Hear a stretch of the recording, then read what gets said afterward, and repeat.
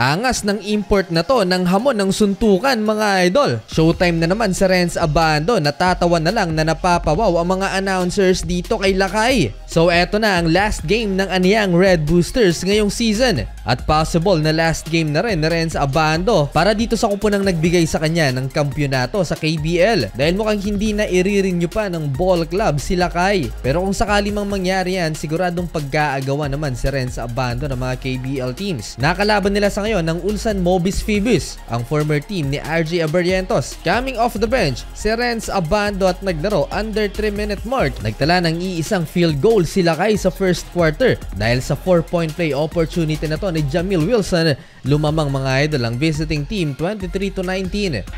Abando inside 높습니다. Abando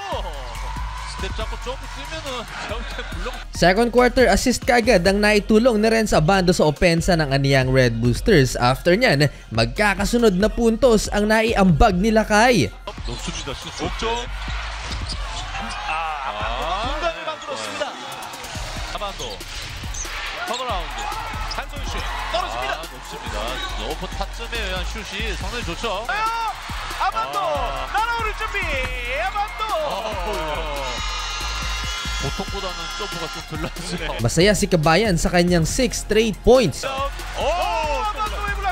Hindi na naman makapaniwala itong mga announcers kay Renz Abando. 4-minute mark nilabas si Renz Abando at hindi na ipinasok pa sa natitirang minuto ng first half. Sa loob ng 8 minutes, nagtala ng 8 points si Lakay. Solid game so far for Renz Abando, 4 of 7 shooting. 45-38 halftime, lamang ng 7 points ang Anyang.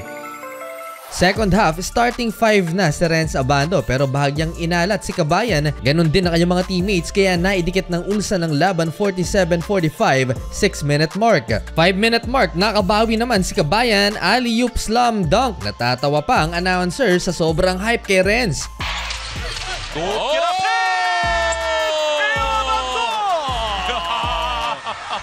기가 막힙니다. Ito pa ang paglipad ni Renz Abando, monster block. 외곽 비어 있습니다.